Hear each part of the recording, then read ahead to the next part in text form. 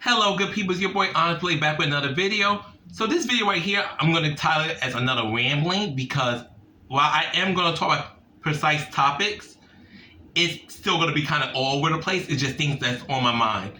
First and foremost, thanks to everybody who supports my channel. I appreciate you guys to the moon and back. Thank you, thank you, thank you. And I cannot wait to see what happens next to my channel. And thank you so much. Now, this is something I want to talk about. This is a little personal. It's not like personal, but it's a situation involving myself and a acquaintance. So yesterday, an acquaintance of mine, he invited me to go out with him and his cousin to a gay bar in New York, which, you know, that's fine. I am gay. That's not the issue. My thing is, I always have plans to go see my family this weekend, which is like, you know, something when I want to go see my family, little to nothing stops me from going to see my family. I always had that in mind. Number two, I'm not a big in, like, you know, public spaces. I usually try to go to like certain parties and events. If I'm not there for work, I go out for comic books and stuff, but when I go out, it has to be with a purpose. And I'm not like shading people who just want to go out and have fun. That's okay. But when I go out, Onyxe Blade, go out, it has to be with a purpose. I'm just not going to go out to, if I want to drink, send me going to a bar and just go to my local bodega, buy me a bottle or two, because I don't want to get drunk, and enjoy myself. I don't need to go to a bar and have a drink. So I'm not in another thing. When you go to gay bars, and that's not saying, you know, this is not a blight against gay people, duh, but more so, it's like hooker culture.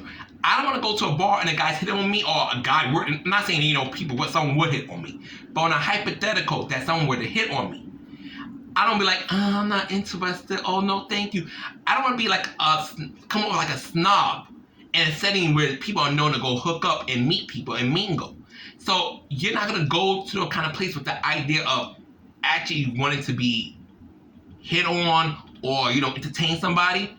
I think it's best to stay home. So, and anyone who really knows me, I'm a homebody. I love being home. You don't have to deal with any bullshit when you're home. So I declined. He sent me a message back, but I declined him on Facebook. He told him I'll message him on Facebook, which I did. I knew either way when he asked me, my answer was going to be no, but I didn't want to tell him no, like straight up in his face, like no. And like I said, I used to go to school with this guy, so, you know, I have no hard feelings towards him. I know him, you know, decent human being. My thing is this. Number one, you came to my job on Tuesday to play Scratchers. You owe me money. You have not paid me back anything that I let you loan. Nothing. And I know you were a little bit hard, so I'm not going to talk about that because it's personal. I'm not going to, that's not to put you on blast. That thing that was between me and you and I, that stays between you and I. And while I'm glad, you know, you got back on your feet, but upon getting back on your feet, you trying to invite me out to a gay bar, why not start paying me back the money you borrowed from me? Wouldn't that be the better thing to do? But like I said, at this point, I'm just happy he's back on his feet. So, you know what, the money, whatever. I'm not gonna lose sleep over the money, because at the end of the day, money comes and goes. You can't take it with you when you die. But, and the thing is, the fact that he went to school with me, I would like to think he would know my personality a little better. Like, oh, Onyxe is really reserved. Onyxe really keeps to himself. He's pretty much like the way he was as a teenager. He's pretty much the same way as an adult, just more wiser, and, you know, has more life experience. And I understand, even to take me out to gay bar was his way of paying me back. And that's mainly his way of, like, you know, paying back. First of all, that's the terrible way, just giving me my money. But even that was his intentions to, like, you know, try to do something nice for me. I'm not the type to like to go out. I don't like to really socialize and deal with people, whatever, regardless how any personal trauma. I'm not the type that would like to, you know, hey, now if I go out, which is something I only want to do by myself, I don't like to go out by myself. The only exception is going out with my mom, going out with my brothers. And I'm talking about my blood brothers. That's the only exception. That's the only time I don't mind someone else's company. But for the most part, I'm good just by myself. And I just, you know, like I said, I don't know animosity to this person. I know his mother. His mother's a sweetheart. And, you know, I know his brother as well. You know, very nice family. No beef. also don't have that kind of friendship with that person where I would like to hang out with them outside of, a hello, goodbye. Like I said, it's not me because I wish you gone, I wish you bad. No, not at all. It's just we know each other. We have history. Like, obviously, like there's no beef, at least not on my end. But if I was beef, I would never loan him the money I loaned him when he was dealing with his situation. I just do not have any desire to go, oh my God, let's go to a bar. Let's go to a comic book store. I mean, we went out I'm 33 now. The last time we hung out, I actually hung out with him. God, me and him was so young. We had to be in our early 20s. Was like one time we did go out, and like I said, it wasn't a terrible experience. Not at all. But also something I did not want to do again with him. So if I see him in person next time, he's questioning me about the whole, Onyxe, why you turned down my offer? And, I'm like, hey, I just was not interested in going out. And I'm going to start telling people, look, I'm okay with my own company. And that's another thing. I think a lot of people in their head think I'm alone. Like not people for those who know me and see me by myself all the time, I think people think, Onyxe, he wants a friend badly. Like he really needs companionship. Bitch, no the fuck I don't. I don't need not another damn human being to validate my existence. Because regardless what happens, at the end of the day, no one's gonna be here forever. We're not getting out of this alive. And whether it's sooner or later, hopefully much, much later, I'm not gonna be on this earth no more. And when I do die, I'm gonna die by myself. So why do I need to have a multitude of friends? I need to have everybody's fucking face, go to that party, go to this party. Yes, I agree everyone likes to live. But I'm gonna live life on my terms, and I'm not gonna do shit that doesn't bring me no joy. I'm too old for that now. If I don't wanna go out somewhere, I'm not going out. If I am not interested in getting to know somebody, I'm not gonna get to know them. That's just who I am as a human being. And it's not me being conceited. It's not me thinking I'm better than you, because a lot of people like to draw that money. Oh, Onyxe, you think you're better than us. No, I do not. I'm just cool with myself. I'm cool with my own company. I don't need you to validate my existence. And you think I'm weird because I like to be alone a lot? That's fine. I'm not here to change your opinion on me. But I also ask you kindly to leave me be when I do not want to be bothered. Because I don't bother other people. So that was that little situation there. So I'm not going to say his name, I'm keeping it anonymous. Because like I said, I'm not sure he even knows I have a YouTube channel. I don't care if he sees this. He's more than able to confront me about it. But I think I was as respectable as possible in this video. I didn't say nothing bad. And, I think I handled it legitimately, but that's something I want to get on my mind, because a lot of times, and it's even people I know who I'm even better terms with. They will invite me somewhere, and I'm like, I'm not really interested. And not because I don't like you, it's just the fact the things you like to do aren't the things I like to do. And if I go out with you, I gotta be cool with doing things that you want to do. And I'm like, no, I don't want to do that. So the best way to avoid any weirdness is for me to do my thing and you go do your thing. And you feel like I don't like you? You feel like just because I don't want to go hang out with you constantly, that I don't like you? That's a problem that you have with me. And I can't do nothing about that. Okay, next thing. I'm going to talk about Real Housewives of Potomac. So, the other day, the Real Housewives of Potomac was announced. Season 9 was started filming. It's actually going to start filming season 9 next week. The officially confirmed returning housewives: Giselle Bryant, Karen Huger, Wendy Osefu, Ashley Darby, and Mia Thornton. I knew Giselle and Karen would come back because they're considered the faces of Potomac. I'm happy Wendy's back. Mia definitely deserves to be back. But I'm like, why the fuck is Ashley Darby back? Why? Ashley has done nothing these past few seasons. There's no need to keep Ashley.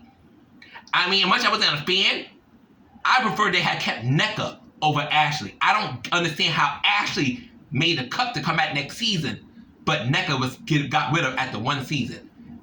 I don't get it. First, I don't get Potomac, because Potomac does a lot of dumb things. With Candace's departure because of the bullshit, they got rid of Robin, long overdue, and they got rid of Kiana and they got rid of Nneka.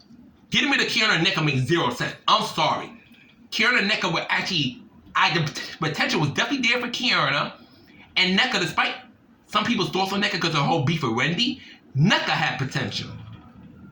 But I don't know how the fuck Ashley was given the okay for another season, but they got rid of Nika after one season. And Nika, to me, she barely did anything. She did more than Ashley Darby throughout the whole season.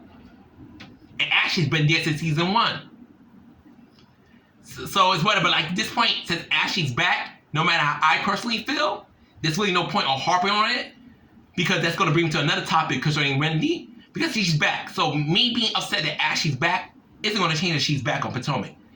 So now, when it was the official announcement for the returning cast members for season 9 of Potomac, a lot of the Wendy haters like, oh my god, what is Wendy doing back? Candace's not even there no more. Wendy's going to be the odd girl out. She going to have to kiss Giselle's ass now. Da-da-da. Like, my whole thing is this. Why don't we just see how the season's going to play out before making judgments? And that's fine to not like Wendy. But I feel like a lot of the hate that Wendy Osefu gets is just stupid and very bitter. And it's like, just because she's an articulate, dark-skinned black woman, I feel Wendy gets a lot of unnecessary backlash. And it's like, okay, I get she's not your favorite housewife. Maybe you find her boring, that's okay. But the vitriol you have toward this woman is surreal. You're acting like it's when it came to your house, fuck your boyfriend, fuck your dad, or beat up your mom. Like, I cannot stand Ashley Darby, but even I don't have that kind of level of animosity towards Ashley. I don't. And, I would not, if I saw Ashley in the street, I would say nothing to her. But the way certain Potomac fans act towards Wendy Osefu just blows my mind, because nothing that woman does deserves that kind of vitriol. And just because she don't take shit for nobody, oh, she's a snobby bitch. She thinks she's better than everybody. Oh, and then now, recently, which is unfortunate, while Wendy was away, her home, along with her husband and her kids, their home was burglarized. And there was always some people like, oh, she faked her burglary before a storyline. She faked the burglary before a storyline. Wendy don't need to fake that shit. Despite how some people, I think Dorit Kinsley on Real Housewives of Beverly Hills may have done that, Wendy wouldn't need to do that. Wendy has enough going on for her, regardless if we like her or not. Because, I don't know why people get upset with Wendy having so many businesses and starting new plans. I think the way to keep yourself afloat in this economy is to always have money flowing into your household. I don't think there's nothing wrong. As long as you're not doing nothing shady, you're not fucking over other people, I think you have as many incomes as you want. Just make sure the IRS gets their cut, otherwise you're going to catch problems. But the level of vitriol that people have towards Wendy Osefu blows my mind. And one thing I'm hoping for this coming season, that her and Giselle Bryant have a sit down. I'm not asking them to be the best of friends, but I can't do this animosity towards with each other no more. And not saying it's not even Wendy's fault, because Giselle's the one who started. But I need somebody to, I'm willing to be the bigger person as long as you take accountability, kind of thing. But I don't want Wendy to be the bigger woman, but Giselle want to be like a stone, like, okay, whatever. I don't like you. Giselle, I need you to own up to your role in that bullshit too, because ultimately, had you not brought out that shit with Eddie Osefu, which was false, or you had delivered the news to Wendy much better than what you did, you and Wendy would have had this rift that you two have right now. And I need you to own up to your role in causing the rift between you and Wendy. So I'm really just like, and first of all, people are just so tired of Potomac. And to me, I'm like, why are they filming so damn soon? This season just ended. But regardless, I hope, a lot of people have doubts. So do I. I hope Giselle, Karen, Wendy, Mia, and Ashley can make a great season together. They definitely need to bring in 1 or 2 new girls. But as of right now, the only people who has been confirmed is Mia Thornton, Wendy Osefu, Giselle Bryant, Karen Huger, and Ashley Darby. So only 5 housewives. And honestly, I don't think 5 housewives can work, especially not in this day and age. Now I understand, your first season, I can see it. But not on your 9th season. Not just 5 housewives. So I'm very concerned how the Real Housewives of Potomac is going to go. But I really hope they do well, because I feel like this is their last season if shit don't turn around for the better. Potomac will be nuked if season 9 turns out to be a flop. And you cannot please everybody.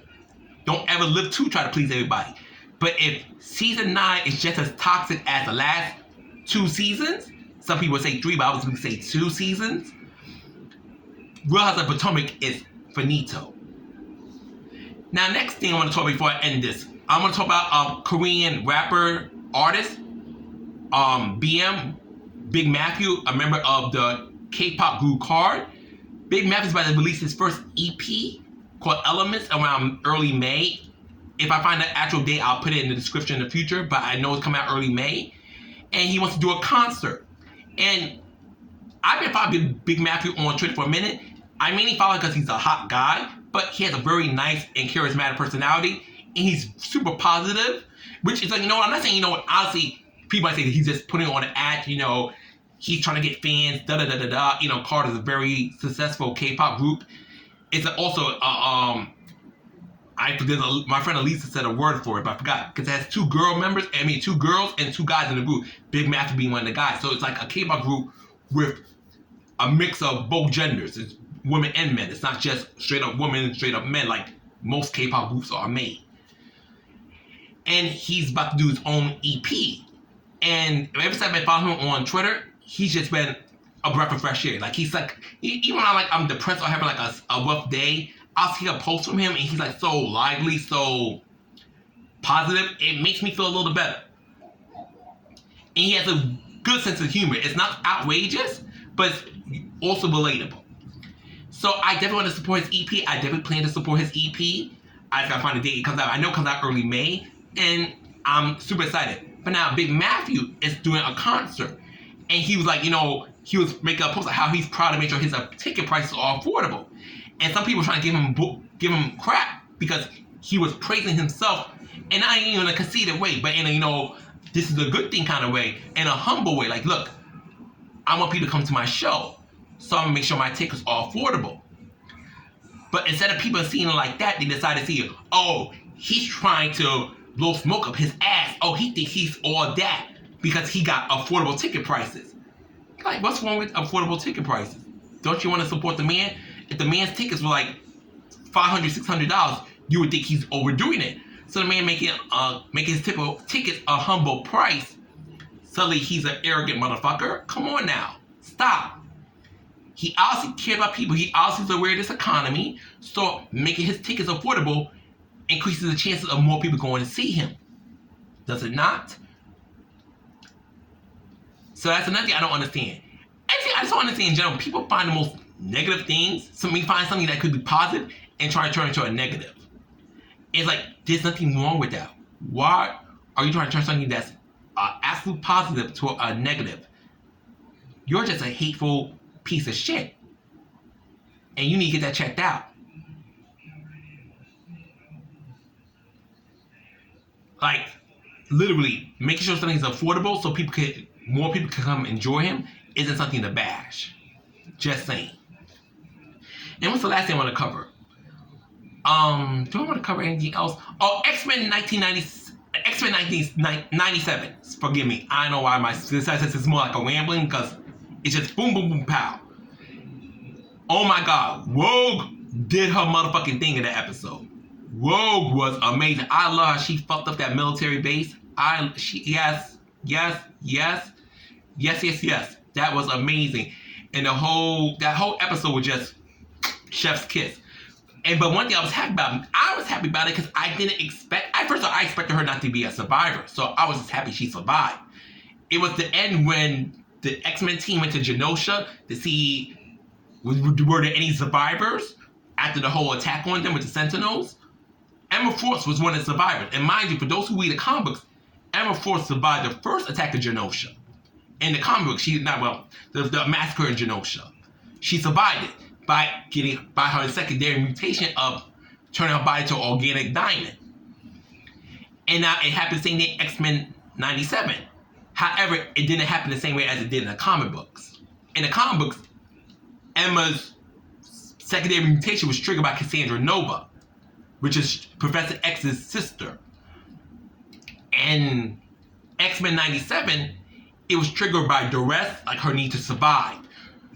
And it wasn't as impactful as many Emma Force fans would like it. Some of us, myself, was like, you know what, we know the guy who wrote X-Men 97, Boo DeMayo, wasn't a fan of Emma, so we're glad he did her some justice, because he doesn't like the character. Whatever reason, he just doesn't like Emma. That's fine.